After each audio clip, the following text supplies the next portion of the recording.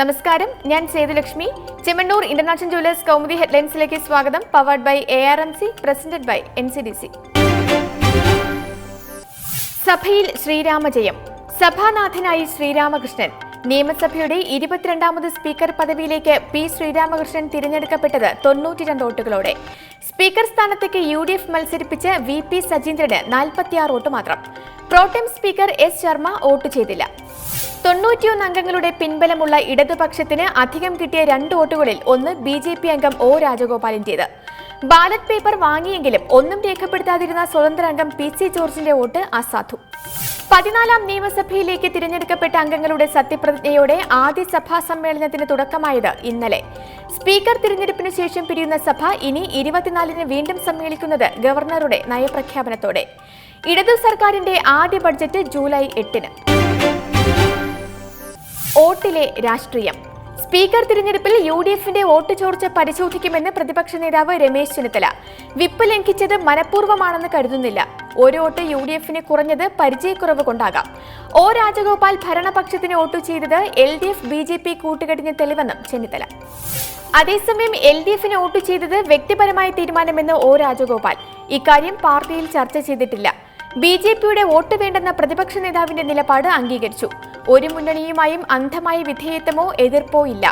സഭയിൽ പ്രശ്നാധിഷ്ഠിതമായ നിലപാട് സ്വീകരിക്കുമെന്നും MLA. സ്പീക്കർ തിരഞ്ഞെടുപ്പിലെ വോട്ട് ചോർച്ച UDF തകർച്ചയിലേക്ക് നീങ്ങുന്നതിന്റെ സൂചനയെന്ന് PC ജോർജ്. വോട്ട് അസാധുവാക്കിയത് ഒരു മുന്നണിയുടെയും പിന്തുണയില്ലാതെ മത്സരിച്ച് ജയിച്ചതുകൊണ്ട്. സഭയിൽ ആരോടും മമതയില്ലെന്നും PC ജോർജ്. മധുരയിൽ കലാപം, മരണം 21. UPയിലെ മധുരയിൽ 21 പേരുടെ മരണത്തിനിടയാക്കിയ പോലീസ് നടപടിയിൽ വിശദീകരണം തേടി കേന്ദ്ര ആഭ്യന്തര മന്ത്രാലയം. അനധികൃതമായി കയ്യേറിയ മധുരയിലെ ജവഹർ ബാഗ് ഒഴിപ്പിക്കുന്നതിനിടെ പോലീസും പ്രക്ഷോഭകരും തമ്മിൽ സംഘർഷമുണ്ടായത് ഇന്നലെ വൈകിട്ട്. ഹൈക്കോടതി നിർദ്ദേശത്തെ തുടർന്ന് നടന്ന ഒഴിപ്പിക്കലിനിടെ മരിച്ചവരിൽ പോലീസ് SP-യും കോൺസ്റ്റബിളും. കയ്യേറ്റക്കാർ സ്ഫോടക വസ്തുക്കളും ആയുധങ്ങളും കരുതിയിരുന്നതായി പോലീസ്. സമരക്കാർ തങ്ങൾക്കു നേരെ വെടിയുതിർക്കുകയായിരുന്നു എന്നും വാദം. കലാപകാരികളെ പ്രതിരോധിക്കാൻ ടിയർ ഗ്യാസും ലാത്തിചാർജും പ്രയോഗിച്ചെങ്കിലും സ്ഥിതി നിയന്ത്രിക്കാനായില്ല. തുടർന്ന് സമരക്കാർക്കു നേരെ വെടിവെക്കുകയായിരുന്നു എന്നും വിശദീകരണം. ജവഹർ ബാഗിൽ നിയമവിരുദ്ധ കയ്യേറ്റം നടത്തിയ സ്വാധീൻ ഭാരത് ആന്തോളൻ പ്രവർത്തകരെ ഒഴിപ്പിക്കാനുള്ള പോലീസ് ശ്രമങ്ങളാണ് അക്രമത്തിൽ കലാശിച്ചത്. സംഭവത്തിൽ അന്വേഷണത്തിന് ഉത്തരവിട്ട് മുഖ്യമന്ത്രി അഖിലേഷ് യാദവ്. പ്രദേശത്ത് കൂടുതൽ സേനാ വിന്യാസം. സ്ഥിതിഗതികൾ വിലയിരുത്തി ചീഫ് സെക്രട്ടറിയും DGP-യും. ഇനി രേഖ പറയും. ജിഷ കൊലക്കേസിൽ പുതിയ രേഖാചിത്രത്തിൽ പ്രതീക്ഷയർപ്പിച്ച് പ്രത്യേക അന്വേഷണ സംഘം. നേരത്തെ തയ്യാറാക്കിയ 2 ചിത്രങ്ങളിൽ നിന്നും വ്യത്യസ്തമായി പുതിയ രേഖാചിത്രം വരച്ചത് കൂടുതൽ പേരുടെ മൊഴി ആധാരമാക്കി. കൊലയാളിയുടേതെന്ന് ഉറപ്പിക്കാവുന്ന DNA സാമ്പിളുകൾ തുണയാകുമെന്നും പ്രതീക്ഷ.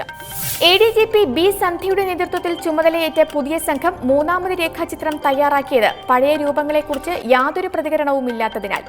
മുമ്പ് മൊഴി നൽകിയ അയൽവാസികളായ വീട്ടമ്മമാരുടെ വിവരണത്തിനൊപ്പം നാട്ടുകാരായ മറ്റു ചിലർ കൂടി നൽകിയ സൂചനകളുടെ കൂടി അടിസ്ഥാനത്തിലാണ് ഇപ്പോഴത്തെ ചിത്രം.